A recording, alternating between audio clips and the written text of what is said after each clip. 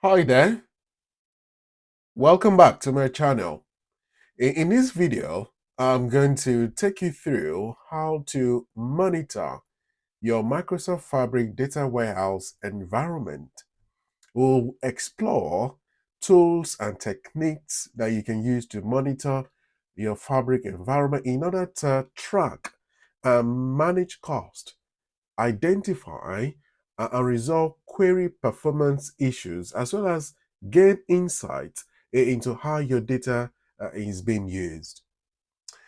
But firstly, you may be aware that the cost of using Fabric is based on capacity units, that is, CUs. So how can you monitor these costs and act proactively? Well, that's where the Fabric Capacity Matrix app, designed by Microsoft, comes in. As you can see displayed on the screen, this app can be installed by a Fabric administrator in your Fabric environment.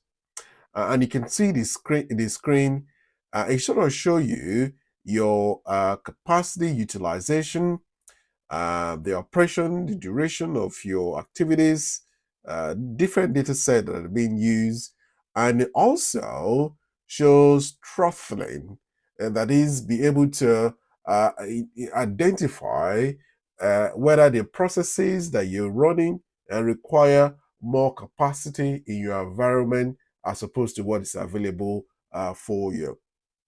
And so this is a nice tool that Microsoft have made available for users to track the activity within their environment.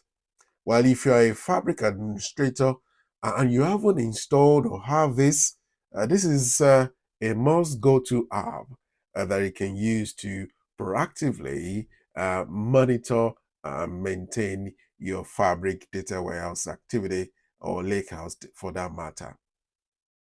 Well, thank you for watching.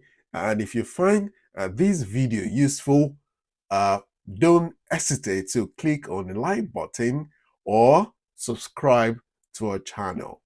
Thank you for watching. I will catch you in my next video.